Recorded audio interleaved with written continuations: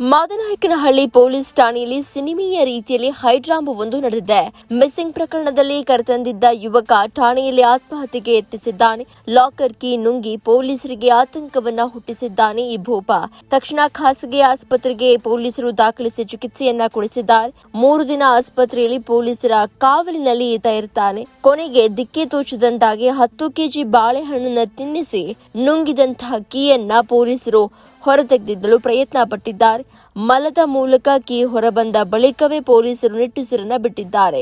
ಆತ ನುಂಗಿದಂತಹ ಕೀ ಮಲದ ಮೂಲಕ ಹೊರಬರಲಿ ಅನ್ನುವಂತಹ ಕಾರಣಕ್ಕೆ ಬರೋಬ್ಬರಿ 10 ಕೆಜಿ ಬಾಳೆಹಣ್ಣನ್ನ ತಿನ್ನಿಸಿದ್ದಾರೆ. ನಿರ್ಲಕ್ಷ್ಯ ತೋರಿದ ಪೊಲೀಸರಿಗೆ ಸದ್ಯ ಹಿರಿಯರಿಂದ ವಾರ್ನಿಂಗ್ ಕೂಡ ಸಿಕ್ಕಿದೆ. 17 ವರ್ಷದ ಅಪ್ರಾಪ್ತ ಬಾಲಿಕೆಯನ್ನ ಕರೆದುಕೊಂಡು ಹೋದಂತಹ ಆರೋಪಿ ಬಳ್ಳಾರಿ ಮೂಲದ ಕಾರ್ತಿಕ್ ಅಲಿಯಾಸ್ ರಾಮು ಈ ರೀತಿಯ ಕೃತ್ಯವನ್ನ ಎಸಗಿದ್ದಾನೆ. ಏಪ್ರಿಲ್ 24ರಂದು ಮಿಸ್ಸಿಂಗ್ ದೂರು ದಾಖಲಿಸಿದ್ದ ಪೋಷಕರ ದೂರಿನ ಮೇರೆಗೆ ಬಳ್ಳಾರಿ ಮೂಲದ ಕಾರ್ತಿಕ್ನನ್ನ ಬಂಧಿಸಲಾಗಿತ್ತು.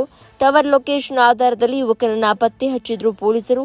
ಪೋಕ್ಸೋ ಕೇಸ್ ಬೆದರಿಕೆಯಿಂದ ಭಯಗೊಂಡು ಪೊಲೀಸ್ ಕಸ್ಟಡಿಯಲ್ಲಿದ್ದಾಗಲೇ ಕಾರ್ತಿಕ್ ಕೀ ನುಂಗಿದ್ದಾನೆ. ಕೀಯನ್ನ ಹೊರತೆಗೆಯುವುದಕ್ಕೆ ಪೊಲೀಸರು ಹರಸಾಹಸ ಪಟ್ಟಿದ್ದು ಕೊನೆಗೆ 10 ಕೆಜಿ ಬಾಳೆಹಣ್ಣನ್ನು ತಿನ್ನಿಸಿ ಮರದ ಮೂಲಕ ಕೀಯನ್ನ ಹೊರತೆಗೆದಿದ್ದಾರೆ. ಘಟನೆ ಸಂಬಂಧ ಮಾದನಾಯಕನಹಳ್ಳಿ ಪೊಲೀಸ್ ಠಾಣೆಯಲ್ಲಿ ಪ್ರಕರಣ ದಾಖಲಾಗಿದೆ.